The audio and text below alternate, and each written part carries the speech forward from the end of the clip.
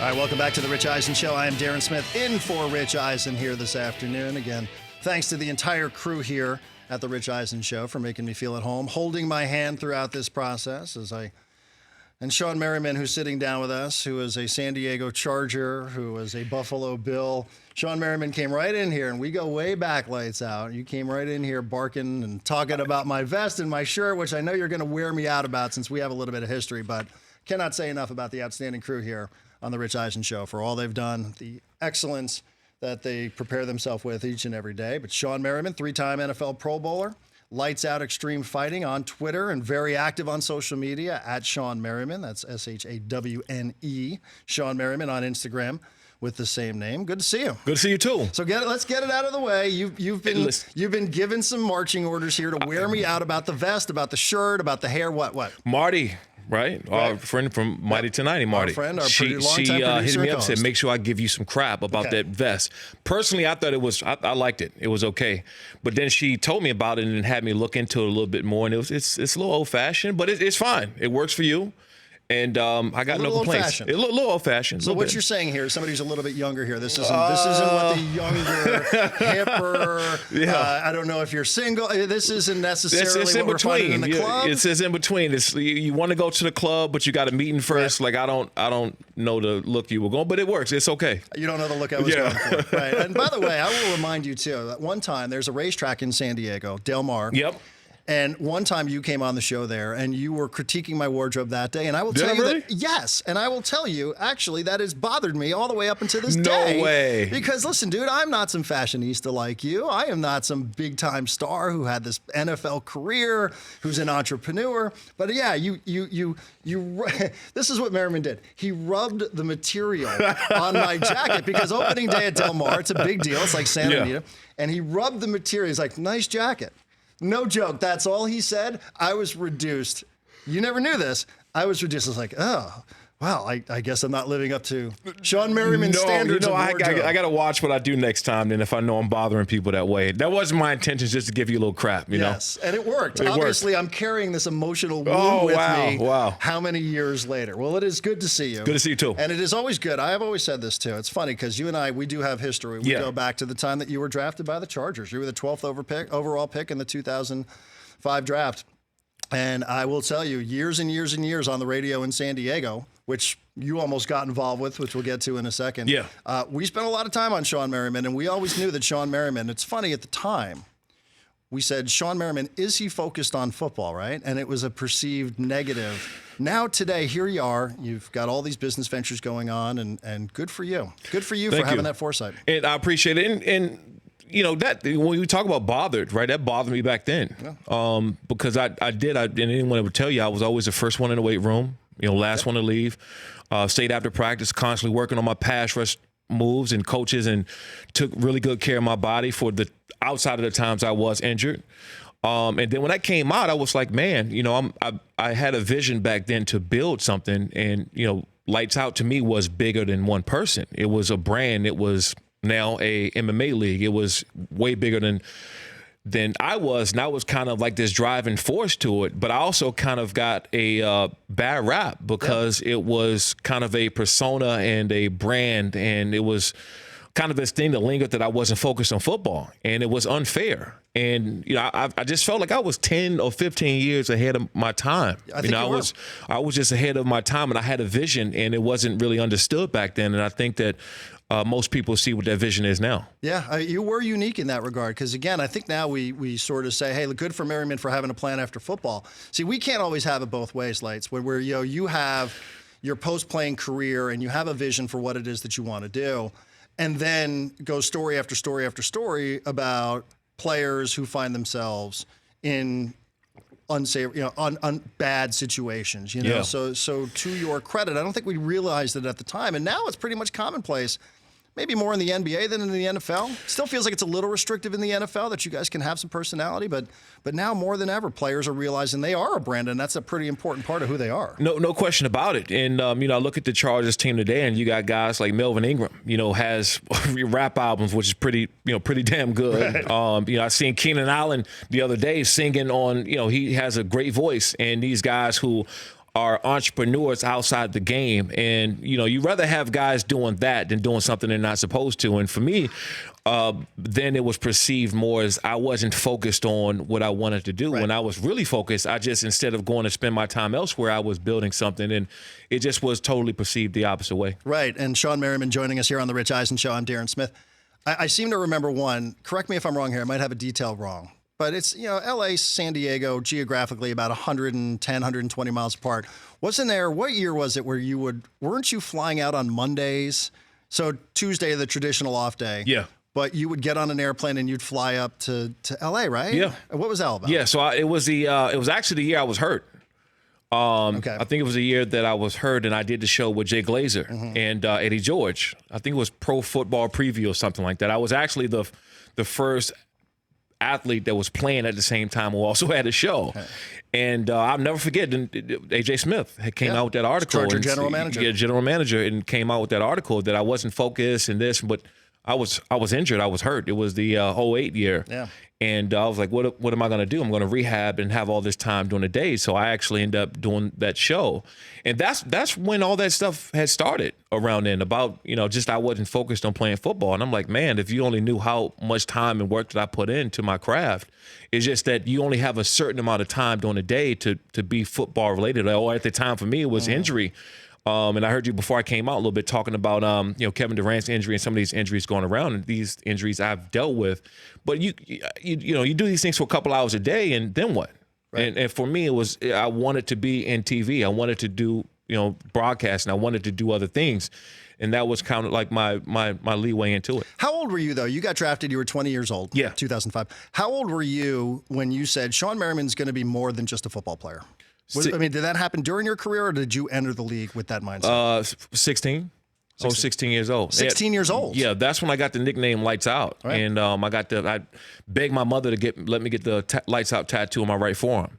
I had this vision back then that I wanted this is what I wanted to do, and I was actually would have some of my Pell Grant money when I was at the University of Maryland. I was selling Lights Out clothes on campus and giving it to some of my teammates.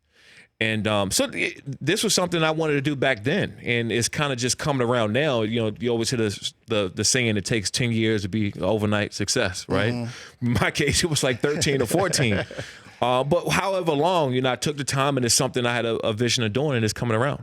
Is that something, do you preach that a lot to younger players, whether it's high school, college, just getting into the pros? Is that something you preach? Say, hey, have a plan here. They're going to try to keep you just singularly focused on this. Make sure you first and foremost, you have to be focused on your job and like your passion. That was to play football, but it's only a certain amount of time during the day, and you can do many things, and you want to make sure you're doing the right things to benefit your future when you're done. And I knew I wanted to get to radio, and I wanted to talk a little bit about Mighty 1090 and me trying to get involved with them in business and whatnot. Sure. After I was a businessman. You're not a former football player. You're a Shawne Merriman business. And I kind of always been. I was kind of just trapped in this football body that was, that really just loved flying around the field and being, reckless and relentless out there and playing the game the way it was supposed to be played for 4 quarters. How long did you want to play? If injuries hadn't forced you out of the game, how long would you have 10 played? years. You said it's going to be 10. It's not going to be. Because I knew the way I played the game, it was no way to physically keep going out there. And banging your body up. If you play 10 years, that's a long, long time in that game.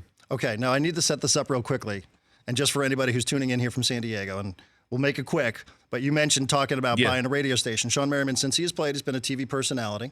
He's involved in Lights Out Extreme Fighting, which we're going to talk about here momentarily. You have a clothing brand. You're involved in a lot of different things. Yeah. You mentioned the radio station. Yeah. So for 16 years, I worked at a radio station in San Diego, Southern California, called the Mighty 1090. Mighty 1090. Were you actually going to buy this radio station and become a media mogul, Shawne Merriman? Yes.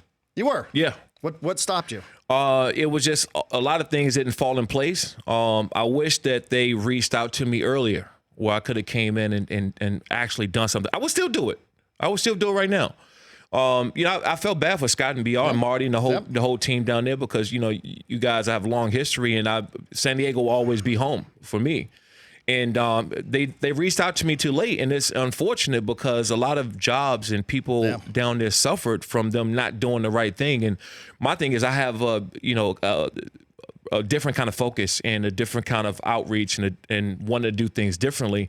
And Mighty 1090 is such a big brand in San Diego, Southern California in general, and I would love to bring it back. Okay. Well, I like. What kind of boss would you be? No, I'm pretty good, man. Crazy. No. Yeah, I was going to say, especially with what you have going on now, where you're taking a lot of former athletes and putting them in the ring together. Yeah, we do. And speaking of Lights Out Extreme Fight, with Chris McCain. Yeah, I know, another Charger name from the past. So is that the way you would have settled squabbles in the workplace? Have the employees just enter into the octagon? If you got a problem with each other, I'll just set a cage up right there in the office, and you can duke it out and settle all your differences. I like that. That's the way he runs his operation. He is Shawne Merriman. He's a 3-time Pro Bowler. He's here to talk about Lights Out Extreme Fighting. Before we do, these guys, we were talking a little bit about the Washington Redskins situation with Dwayne Haskins and whether or not you should turn it over to a rookie right away. And I think the right answer is probably it's case by case. Yeah. It's case by case. But you were part of that when you came into the league with Drew Brees, who had been the established quarterback. He gets hurt, and you had Rivers waiting there as well. Generally speaking, though, do you have a lean one way or the other about starting a first-round quarterback right out of the gate, or do you prefer to let Case Keenum or Kurt Warner or the like establish, let them learn a little bit from the guy who's been around the block? Yeah, I don't like it. I don't like first-year guys starting. You don't? No. And sometimes they're rushed because of their draft pick, right? You go in the top 5, top 10, or sometimes even the first round, they expect you to get on the field right away. When I came in, the position's different. I had to use my athleticism and just explosion off of the edge. You can literally put me on the field and line me up anywhere, and I can go get a quarterback or go one-on-one against a tight end or an offensive tackle. I believe throwing a guy in there too early and he doesn't have success can possibly ruin his entire career. Because what happens is, it's a position that is very, very emotional. It's, the mental part of that position can really is everything you have. I mean, I talk about Phillip or even Tom Brady. I mean, I guarantee you Tom Brady couldn't throw over 50 or 60 yards on a dime. I guarantee you he couldn't.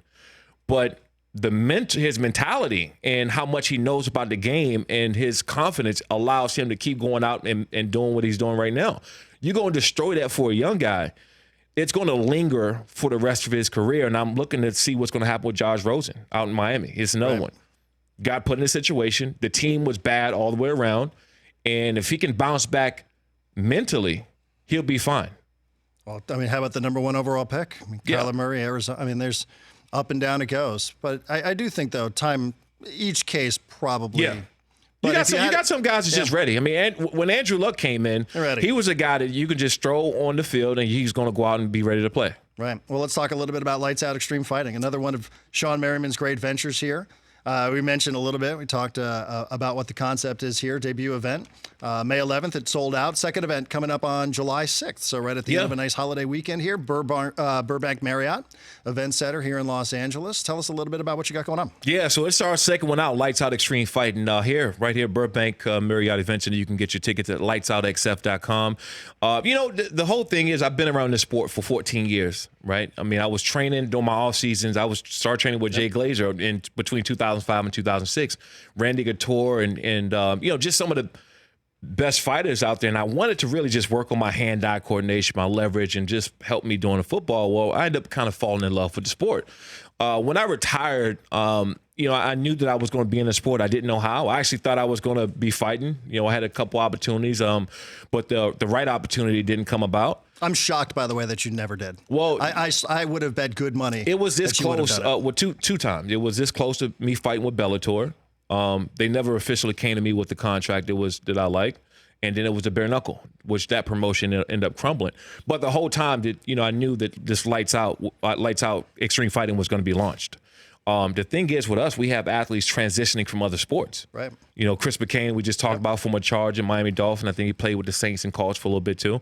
Royce White played in the NBA, playing with the Big Three right now. He's another guy that could eventually come over. We talked the other day. I'll be meet with him next week when he's done with the Big Three. So we'll have we got a couple NHL guys. So those guys. Oh, they can scrap. That's where the smart money is being bet, right, Brockman? You put them on the NHL guys. But how trained are these guys? I mean, are they literally walking off a football field or taking their skates off and and jumping into the ring, or some of these guys trained a little bit? Do they know what they're getting into? Yeah, some of these guys are walking in, they're raw athletes, just like I was, right? You're not walking in with two left feet, and you don't have any coordination. So they're athletes walking in. Now they're picking up on it, getting in training camps, wherever they are in the country. Chris McCain's down here with Antonio McKee down south. Royce White's the same. He's down south in Irvine. So when these guys come in, you get with the right trainer and you take that sheer athleticism they have from this sport and transfer it over to now learning the technical side of combat sports and MMA. You can be dangerous. So real quick, which former teammate would you want to get into the ring with? Former teammate? Yeah.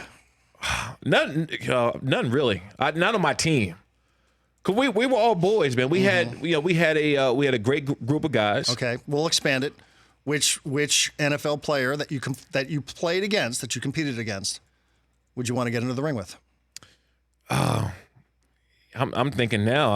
I never had really enemies. What I did through those 4 quarters was strictly business. So if I had to go out and do whatever, it was all business. I don't think I came across a guy who I just didn't like. They might have been a character or somebody I didn't like during the game, but I got to know them off the field. And I never had that kind of problem. I thought maybe you'd go with the Titans. Yeah, maybe one of those Jeff Fisher coach kind of guys. Because we know what that means to you in your career. Yeah, exactly. But even with those guys, we actually talked. I've had talks with not with Jeff Fisher, but with the center, Kevin Mawai. Right. We something coming out pretty soon, I think, here in Sports Illustrated about that whole thing. There really wasn't out there. I don't think people knew about the idea that there was a bounty on you in a football game. Yeah. And whether there's a bounty or not, something bad happened, and my career changed because of it.